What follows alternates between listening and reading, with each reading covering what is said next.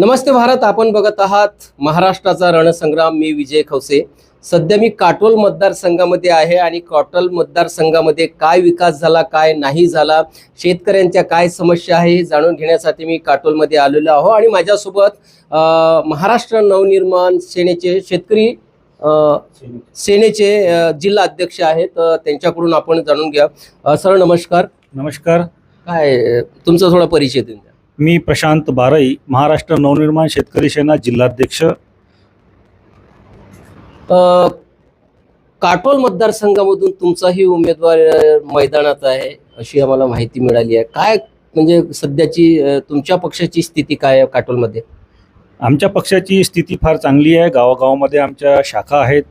आमचे जिल्हा संघटक दिलीपजी गायकवाड, आमचे प्रदेश उपाध्यक्ष श्री नमाजी अली, मी स्वतः आम्ही जातीने गावागावामध्ये जाऊन शाखा स्थापन केलेल्या 70 ते 75 शाखा आमच्या ऑलरेडी फिक्स आहेत आणि तिथे पदाधिकारी पण आम्ही नियुक्त केलेले आहेत आणि आमचं काम सुरू आहे. सन्माननीय रासाहेबांचे विचार सर्वसामान्यांच्या आणि तळागाळातील लोकांपर्यंत ते जावं हा त्यामागचा उद्देश आहे. विकासाच्या संदर्भात जर बोललो आपण तर काटोल मतदारसंघामधला कितपत विकास झाला असं तुम्हाला वाटतं? विकास हा शब्द जो आहे हा चुकीचा शब्द असा मला वाटतो. त्याचं मी खंडन करतो. कारण का गेल्या 30 वर्षापासून एकाच पक्षाचा एकच माणूस इथे प्रतिनिधित्व करतो आहे. ज्या प्रतिनिधित्व करणारा जो माणूस आहे तो फक्त स्वतःपुरता आणि स्वतःच्या परिवारापुरता सीमित आहे. त्यांनी या मतदारसंघामध्ये कुठलाही विकास केलेला नाही आहे. त्यामुळे हा जो विभाग आहे किंवा हा जो मतदारसंघ आहे हा विकासापासून वंचित आहे. रोजगाराच्या संदर्भात काही तर संधी आहे? रोजगाराबद्दल मला विचारण्यापेक्षा तुम्ही इथल्या स्थानिक जो आमदार आहे, सिटिंग आमदार आहे, गेले 25 वर्षापासून तो इथे प्रतिनिधित्व करतो आहे. त्यापैकी 22.5 वर्ष तो कॅबिनेट दर्जाच्या मंत्रिपदावर होता. नुकत्याच 2.5 वर्षापूर्वी त्या माणसाने या महाराष्ट्राचं प्रतिनिधित्व करून गृह मंत्रालय त्यांच्या खात्यात होतं आणि त्यांच्यावरती तो 100 कोटीचा आरोप होऊन त्यांना ते निष्कासित व्हावं लागलं. त्यामध्ये 13-14 महिने त्यांना जेलमध्ये राहावं लागलं. तर याशिवाय या भागाला दुसरं नाव नाही सांगता येणार मला. अनिल बाबूच्याच विषयी बोलत आहे तुम्ही डायरेक्ट? हो, अगदी बरोबर. मी या भागातील सन्माननीय अनिल बाबू देशमुख यांच्याबद्दलच बोलतोय. इथे सुद्धा पुन्हा परिवारवाद दिसून आलाय. अनिल बाबूच्या पुत्रांना सलील देशमुखांना इथून शरद पवार साहेबांनी मैदानात उतरवलंय. शरद पवार साहेबांचं नाव सांगून तुम्ही लोकांना कुठेतरी गुमराह करत आहात असं मला वाटते.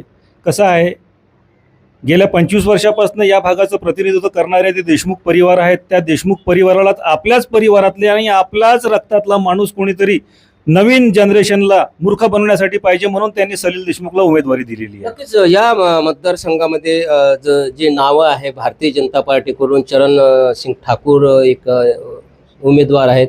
त्यानंतर महाविकास आघाडीकडून सलील दादा आहे. या ठिकाणी आणखी तुमचाही सुद्धा उमेदवार आहे. त्यानंतर राहुल देशमुखांचं सुद्धा एक या ठिकाणी नाव आहे ते. आणि एक यज्ञवल्के जिचकार सुद्धा आहे.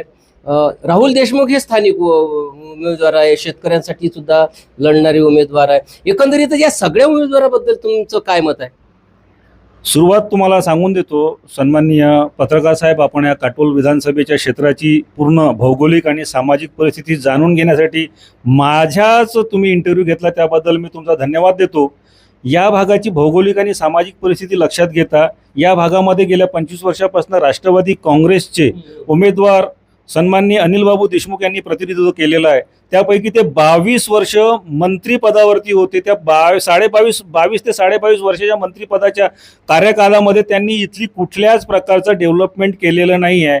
युवकांना ना तो रोजगार दिलेला आहे, शेतकऱ्यांसाठी ना तो कुठलं आंदोलन केलेलं आहे, नाही त्यांच्या मुलांनी कुठल्याच आंदोलनामध्ये सहभाग घेतलेला नाही आहे. त्यांनी स्वतःच्या वडिलाचा फायदा घेऊन जिल्हा परिषद सदस्यपदी नियुक्त झालेला आहे आणि स्वतः कुठल्याही प्रकारचं डेव्हलपमेंटच्या नावाने कुठलाही एक्स्ट्रा फंड त्यांनी कुठून उपलब्ध करून दिलेला नाही किंवा या येथील भागातील लोकांच्या विकासासाठी त्यांनी काम केलेलं नाही. दुसरी गोष्ट राहिली यज्ञवल्के जिचकारची. या जिचकार परिवारातील 20 ते 30 वर्षानंतर हा मुलगा काटोलमध्ये मतदारसंघामध्ये मतदान मागायसाठी आलेला आहे. याच्या मागला बॅकग्राऊंड जो आहे तो यांचा जो मूळ आहे हा काँग्रेसी आहे. काँग्रेस, राष्ट्रवादी काँग्रेस आणि उभाठा यांचं संयुक्तिक एकत्रित महायुती अशी या भागामध्ये महाराष्ट्रामध्ये काम करते आहे. पण मला एक समजत नाही की काँग्रेसमध्ये आपल्या वडिलांची हयात गेली. हयात गेल्यानंतर आपण श्रीकांत जिचकारचा जर विचार करतो तर तो एक वेल एज्युकेटेड, वेल क्वालिफाईड माणूस, विद्वान माणूस, एक ख्यातीप्राप्त असताना आपण काँग्रेससोबत बंडखोरी करून अपक्ष उमेदवारी आपण इथे टाकली. गावामध्ये जो रोजगाराची संधी उपलब्ध व्हावी म्हणून 5-25 कंपन्यातील मॅनेजिंग डायरेक्टरला आपण बोलून लोकांना रोजगार उपलब्ध करण्याचा एक आमिष दाखवलं. ते तुम्ही पूर्ण करू शकले नाही. येथील स्थानिक जो बेरोजगार आहे त्या रोजगारांची संख्या आपण सांगू शकत नाही की इतक्या लोकांना मी रोजगार दिला आहे. याशिवाय तुमची दुसरी उपलब्धी काय? इथे कुठल्याच प्रकारचं तुमचं सभा नाही, कुठे संमेलन नाही किंवा कुठल्याच पद्धतीचं आंदोलन नाही. तर हे झालं जिचकार परिवारात. मग राहिलं चरणसिंग ठाकूर. चरणसिंग ठाकूरने काटोल नगरपालिकेमध्ये सत्तेत आल्यानंतर जो डेव्हलपमेंट, जो प्रोजेक्ट दिलेला आहे तो खरोखरच अख्ख्या महाराष्ट्राने तो बघितलेला आहे. काय प्रोजेक्ट आहे? गावातील रस्ते सुंदर बनवलेले आहेत, त्यानंतर रोड डिव्हायडेशन केलं आहे, टाउन प्लॅनिंग बनवलेलं आहे, डीपी प्लॅन त्यांनी मंजूर केलेला आहे, उडान पुलासाठी त्यांनी जागा उपलब्ध करून दिलेल्या. ह्या सगळ्या गोष्टी चरणसिंग ठाकूरच्याच हयातीमध्ये झालेल्या आहेत. केंद्र शासनाकडून येणाऱ्या योजना, महाराष्ट्र शासनाकडून येणाऱ्या ह्या सगळ्या योजनांचा पाठपुरावा करून त्यांना कार्यान्वित करण्यासाठी चरणसिंग ठाकूर यांचा मोलाची भूमिका ऑलरेडी नगरपालिका काटोलमध्ये आहे. आणि नुसतं शहरापुरता लिमिटेड नाही तर ग्रामीण भागामध्ये पांढरण रस्ते असो किंवा आणखी गावाला अप्रोच करणारे रस्ते असो, या सगळ्या सुविधांसाठी ते तळागाळापर्यंत जाऊन आणि केंद्र शासनापर्यंत जाऊन त्यांनी आपले कामं विकासाचे केलेले आहेत. मग त्याच्यानंतर विचार करतो वीरेंद्र देशमुखांचा मुलगा जो राहुल देशमुखाबद्दल. राहुल देशमुख हे फक्त एका घरापुरता त्यांचा पक्ष आहे. त्यांच्या पक्षामध्ये ना तर तालुका अध्यक्ष आहे, शहर अध्यक्ष आहे, जिल्हाध्यक्ष. राहुल देशमुख नुसतं शेतकऱ्यांच्या चळवळीमध्ये पण सुद्धा सक्रिय राहतात, शेतकऱ्यांना न्याय मिळवून देण्यासाठी चांगलं काम करतात. गेल्या 6 वर्षापासून सन्माननीय राहुल भाऊ देशमुख यांनी कुठलं आंदोलन एखादं केलं असेल त्याची मला एक क्लिप दाखवून द्यावा. आपण पत्रकारिताच्या क्षेत्रामध्ये जाणकार आहात. गेल्या 6 वर्षापूर्वी राहुल देशमुख यांनी जाहीर भाषणामध्ये सांगितलं होतं की माझ्या वडिलाचा मृत्यू झाला नसून माझ्या वडिलाचा खून झाला आहे आणि हा खून करणारा कोणी नसेल, दुसरा तिसरा तो सन्माननीय अनिल बाबू देशमुख यांचं नाव त्यांनी जाहीर सभेत घेतलं होतं. मी मरून जाईल पण अनिल देशमुखच्या स्टेजवर चढणार नाही, हे त्यांचे शब्द होते. मग 6 वर्षामध्ये त्यांनी आपल्या पक्षाची भूमिका बदलत, स्वतःची भूमिका बदलत, अनिल देशमुखच्या खांद्याला खांदा लावून त्यांच्यासोबत 6 वर्ष वावरले. कुठेतरी अनिल देशमुखांनी आपल्या पोराला प्रतिनिधित्व दिल्यानंतर यांना असं वाटलं की माझा आत्मविश्वास यांनी डावलला आहे किंवा नगरपालिकेमध्ये माझी सत्ता येणार नाही. या सगळ्या गोष्टीला लक्षात घेऊन त्यांनी त्यांच्या विरोधात आता दंड ठोपाटलेले आहे. हे चुकीच्या लोकांच्या लक्षात येऊन जाते. आपण बोलतो काय आणि करतो काय, कृती कोणती, बोलतो काय, ह्या सगळ्या गोष्टी लोकांना सांगण्याची गरज नाही. लोक आता मतदार आमच्या भागातला सुज्ञ झालेला आहेत, त्यांना ह्या सगळ्या गोष्टी सांगायची गरज नाही. हा एंटरटेनमेंट म्हणून राहुल देशमुखचं भाषण फार छान. पण गावामधले जर समजा कुठले प्रकरण असले, मामले असले, पण राहुल देशमुख सामोरच राहतात ना न्याय मिळवून देण्यासाठी. आता राहुल देशमुख समोर न्याय द्यायसाठी नाही तर आता न्याय द्यायसाठी महाराष्ट्र नवनिर्माण शेतकरी सेना, महाराष्ट्र नवनिर्माण सेना हीच लोकांना आता प्रत्येक ठिकाणी आठवते आणि प्रत्येक वेळेस ते आमच्याजवळ येतात. आम्ही त्या समस्या त्यांच्या शासन दरबारी मांडून त्यांना न्याय देण्याचा. दिवसापूर्वी एक तुमचा व्हिडिओ सुद्धा एक व्हायरल झालेला आहे. त्या व्हिडिओमध्ये सुद्धा तुम्ही बोललेले आहे. नेमकं काय ते प्रकरण होतं? आपल्याला सांगू इच्छितो, गेल्या 6 महिन्यापूर्वी काटोल शहरामध्ये एका शिक्षित आणि चांगल्या कुटुंबातील आमच्या शेतकरी भावाच्या मुलीने रेल्वे समोर येऊन आत्महत्या केली. आणि त्या आत्महत्या केल्यानंतर त्या प्रकरणाला कुठेतरी राजकीय वळण देण्यासाठी आमच्या काटोलचे जे खूप स्वतःला शेतकरी कामगार पक्षाचे नेते नेहमी येऊन जातात आणि सांगतात की असं झालं तसं झालं. त्यातला तो प्रकार नाही. त्या मृतक मुलीच्या वडिलांनी काटोल पोलीस स्टेशनमध्ये जी तक्रार नोंदवलेली आहे रायटिंगमध्ये, त्या रायटिंगच्या तक्रारीमध्ये कुठल्याही प्रकारचा त्या मुलीवर बलात्कार किंवा तिचा खून झाल्याचा नोंद नाही आहे. त्याचप्रमाणे काटोल पोलीस स्टेशनला जो FIR झालेला आहे आणि रेल्वे पोलिसांनी ज्याचा तपास केलेला आहे त्या तपासामध्ये कुठल्याही या बलात्कार किंवा खून या प्रकारचा झाल्या असल्याची कुठेही त्याच्यामध्ये नोंद नाही आहे. वाटलंच तर मी तुम्हाला ती FIR कॉपी आणि त्या पीडित मुलीच्या वडिलाची तक्रार कॉपी तुम्हाला रायटिंगमध्ये मी दाखवू शकतो. पण कुठेतरी राहुल देशमुख त्या पोरीचा प्रकरण घेऊन, त्या मृतक मुलीच्या प्रकरणाला घेऊन इराणी समुदायाला बदनाम करून कुठेतरी गावाची शांतता आणि सुव्यवस्था भंग करण्याचं काम करते. आणि त्या शांतता सुव्यवस्था भंग करण्यामागे पोलिसांना कुठेतरी ते बदनाम करतात आणि कुठेतरी लोकांचा सिंपती आपल्याकडे मिळवावी आणि राजकीय पोळी कशी शेकता येईल, लोकांचे मतं कसं घेता येईल, हा त्यांच्या मागचा उद्देश आहे.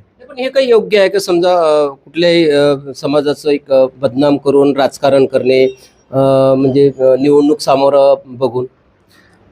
कसं आहे, काटोल शहरामध्ये प्रत्येक समाजामध्ये कुठेतरी कुप्रवृत्ती असते, वाईट प्रवृत्ती असते.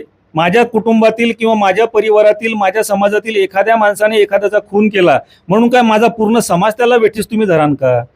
शहरामध्ये किंवा देशामध्ये न्याय व्यवस्था पाहायला आहे ना, पोलीस यंत्रणा आहे.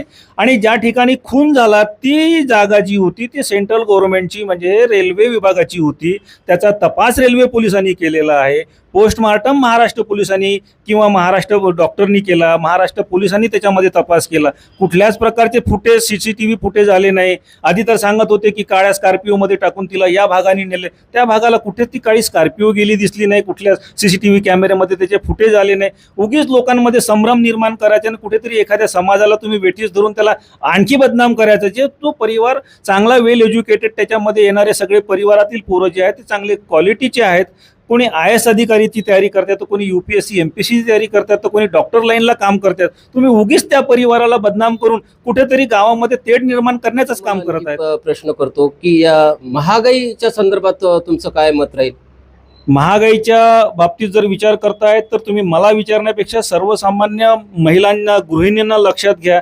का आज गेल्या 2014 जे सिलेंडरचे जे भाव होते 414-16 रुपये, ते वाढून तुम्ही हळूहळू ते वाढवत गेले 1200 रुपयापर्यंत नेलं. त्यानंतर तुम्ही त्याच्यामध्ये 200 रुपये काय तर लोकसभेमध्ये आपल्याला मतदान मिळणार नाही म्हणून या केंद्र शासनाने आपल्याला मतदान मिळणार नाही या अनुषंगाने महिला भगिनींना कुठेतरी भावाची गिफ्ट म्हणून 200 रुपये कमी केले. आणि ते 200 रुपयाचा आमिष घेऊन जे वाढवलेले पैसे गेल्या 6-7-10 वर्षामध्ये तुम्ही ज्या पद्धतीने लोकांच्या खिशातून पैसे काढतायत, हा सगळा तो विषय आहे. महागाई कुठेच कमी होणार नाही, सरकार कोणाचीही येऊ. हे आता भारतीय जनता पार्टीची नीतीच आहे की लोकांच्या खिशातून पैसे काढा आणि तोटपुंजी त्यांना मदत करा. पण तुमच्या नेत्यांनी तर म्हणजे बिनशर्त पाठिंबा दिला होता लोकसभेमध्ये राजसाहेबांनी. अगदी बरोबर आहे. हिंदुत्वाचा मुद्दा आणि महाराष्ट्रातील अविभाज्य जी भाषा आहे, महाराष्ट्राची मराठी भाषा, तिला अविभाज्य राज्याची दर्जा देण्यासाठी साहेबांचा जो व्ह्यू होता तो एकदम योग्य होता. आणि त्या व्ह्यूच्या नुसार आज तुम्हाला रिझल्ट मिळते आहे की महाराष्ट्रामध्ये बऱ्याचशा कॅन्डिडेटला भारतीय जनता पार्टीने, मनसेच्या कॅन्डिडेटला बिनशर्त पाठिंबा दिलेला आहे. आता दिलेला आहे. पण अमित ठाकरे जे उभे आहे तिथे पाठिंबा नाही ना, तिथे महायुतीचा उमेदवार आहे. महायुतीचा उमेदवार जरी असला तर भारतीय जनता पक्षाने त्या अमित ठाकरे साहेबांना बिनशर्त पाठिंबा दिलेला आहे. काय वाटतं तुम्हाला, बाजी तिथं मारतील? 100% मुंबईमध्ये ठाकरे परिवारातील अमित ठाकरे बहुमताने निवडून येतील. महाराष्ट्र नवनिर्माण सेनेचे जितके पदाधिकारी तिथे त्या ठिकाणी उमेदवार म्हणून उभे आहेत त्यापैकी निम्म्यापेक्षा जास्त उमेदवार निवडून येतील. एक मेसेज महाराष्ट्रामध्ये गेला नाही की राज ठाकरे साहेब जे आहे बिनशर्त पाठिंबा महायुतीला देतात, पण राज ठाकरेंच्या मुलांना महायुती बिनशर्त पाठिंबा देत नाही. महायुतीपैकी जो मेन घटक आहे भारतीय जनता पक्ष, त्या भारतीय जनता पक्षाने जर त्या उमेदवाराला बिनशर्त पाठिंबा दिला असल्यावर बाकी लोकांशी चर्चा करण्यात आणि त्यांच्या पाठिंब्याशी काय घेण्यात येणार आहे पक्षाला? काटोलमध्ये काय राहणार? जसं 4-5 उमेदवार, जसं तुमचा मनसेचा जरी उमेदवार तर 4-5 लोकांमध्ये इथे लढत होताना दिसत आहे, तर इथून बाजी कोण मारेल असं तुम्हाला काय वाटतं तुमच्या मनसेमध्ये? हे तुम्हाला 15 तारखेच्या नंतर मी चित्र सांगेल. कसं आहे, जनता सगळ्या उमेदवाराची चाचपणी करत आहे. ज्या पद्धतीने राजकीय पक्ष समजतात की इथले लोक जे आहेत मतदार आहेत, तामझाम दाखवून, बॅनरबाजी करून, पोस्टरबाजी करून, बाहेरून हेलिकॉप्टरने, पैदलने, कुठल्याही प्रकारचे मोठे मोठे नेते आणून लोकांना भूलथापा देतील. तुम्हाला सांगतो, गेल्या 30 वर्षापूर्वीची समस्या तीच आहे. आजही त्या सगळ्या राजकीय पक्षांमध्ये, आजही त्यांच्या एजेंड्यामध्ये तेच आहे की येथील युवकांना आम्ही रोजगार देऊ. 30 वर्ष झाले या मतदारसंघातील 2 पिढ्या तुम्ही गारद केल्या आणि पुन्हा तोच विषय घेऊन येत आहे. विकास करू, विकासाच्या नावावरती नुसते MIDC ओसाड पडलेले आहे. एकही कारखाना तुम्ही आणू शकत नाही. एकाही चांगल्या भूमिहीन ज्यांच्या तुम्ही जमिनी घेतल्या MIDC मध्ये त्या भूमिपुत्रांना आज इथे रोजगार उपलब्ध नाही आणि तरी तुम्ही आम्हाला आमिष देताय. हे जनतेला सगळं सांगायची गरज नाही, सगळे त्यांना कळतं आहे. ते फक्त चाचपणी करते. पण 15 तारखेनंतर तुम्ही जर माझ्यापर्यंत आलात किंवा माझा तुमच्याशी संपर्क झाला तर मी तुम्हाला चित्र क्लिअर सांगेल की या भागात विजयी उमेदवार कोणत्या पक्षाचा आणि कोण राहील. नक्की. एक शेवटचा प्रश्न तुम्हाला, राज ठाकरे आणि उद्धव ठाकरे हे दोघंही भाऊ जर एक महाराष्ट्रात आले तर काय परिणाम दिसेल? राजसाहेबांनी कधीच उद्धव साहेबाला वेगळं समजलेलं नाही. फक्त उद्धव साहेबाला स्वतःची खुर्ची, त्यांना एक खुर्चीचा एक आमिष मिळाल्यामुळे ते आज कुठेतरी पण आता आमिष ठाकरेंना पण खुर्चीचं आमिष आलं ना. कसं आहे, जर वडील संघटन वाढवत आहे ते संघटनावरती कुठेतरी आपलं नियंत्रण असावं, स्वतःही त्यांना कुठेतरी प्रतिनिधित्व करावं. या भारतीय संविधानामध्ये प्रत्येक माणसाला, प्रत्येक नागरिकाला आपला अधिकार मांडण्याचा आणि निवडणुकीला सामोरे जाण्याचा अधिकार आहे. त्या अनुषंगाने संघटन शक्ती याला कुठेतरी एकदा योग्य आणि सरकारच्या याच्यामध्ये जर आपण बसलो तर सर्वसामान्यांना आपण कुठेतरी न्याय देऊ शकतो. हा पर्पज घेऊन अमितजी ठाकरे साहेब निवडणुकीला सामोरे जातात. तोच पर्पज घेऊन उद्धव ठाकरे गेले असतील, अमित आपलं आदित्य पण गेले असेल ना. मग तोच तुम्ही जे सांगितलं तेच घेऊ. म्हणून तर त्यांच्या खाली मुख्यमंत्री राहून त्यांनी केलेले जे काही दिवे लावले तर त्यांच्या जवळचे 40 आमदार जातात, त्यांना माहीत पडत नाही. तर यापेक्षा दुसरी नामुष्की काय? पण मनसे पण फुटली होती ना, चांगले चांगले नेते तुमचे पण गेले होते ना. मनसे फुटली नव्हती तर राम कदम झाले ते. मनसेतील आमदार आणि नगरसेवकांना सन्मान्य उद्धवजी ठाकरे यांनी पैशाचे आमिष देऊन त्यांना फोडून घेतलं होतं. दोघं भाऊ एकत्र आले पाहिजे असं तुम्हाला वाटत नाही का? कोण महाराष्ट्रातला माणूस असा म्हणेल की दोन भाऊ एकत्र येऊन जर राज्य सरकार चालवत असेल तर सगळ्यांचं स्वागत आहे. आम्ही तर स्वागत करतोच आहे. आम्ही नेहमीच त्यांच्यासाठी नेहमीच पहल करतो. पण तेच लोक आम्हाला असं म्हणतात की नाही, इनका कुछ होने वाला नाही, म्हणून त्या लोक आम्हाला डावलतात. आमचे तर खुल्या मनाने त्यांचं स्वागतच आहे. नक्कीच दोघंही भाऊ एकत्र आले पाहिजे असं स्वागत मनसेचे जे काटोल जिल्ह्याचे जे अध्यक्ष आहेत त्यांनी सुद्धा केलेलं आहे. तर नक्कीच एकंदरीतच हे काटोल मतदार संघामध्ये जे आहे आम्ही ही चर्चा करीत आहोत. आणि 20 नोव्हेंबरला जे आहे निवडणूक आहे आणि 20 नोव्हेंबरला निवडणुकीसाठी मतदान केंद्रावर तुम्ही अवश्य जा आणि मतदानाचा तुम्ही आपला हक्क बजावा. कारण भारतीय संविधानाने तो आपल्याला एक अमूल्य अधिकार दिलेला आहे आणि त्या अधिकाराचा तुम्ही उपयोग अवश्य करा. आणि 23 नोव्हेंबरला तुम्हाला माहीतच पडेल का काटोल विधानसभेचा आमदार कोण होईल आणि विधानसभेची पायरी कोण चढणार ते 23 नोव्हेंबरला तुम्हाला माहीतच पडणार आहे. तोपर्यंत बघत राहा WS न्यूज. लाईक करा, सबस्क्राईब करा. धन्यवाद, नमस्कार.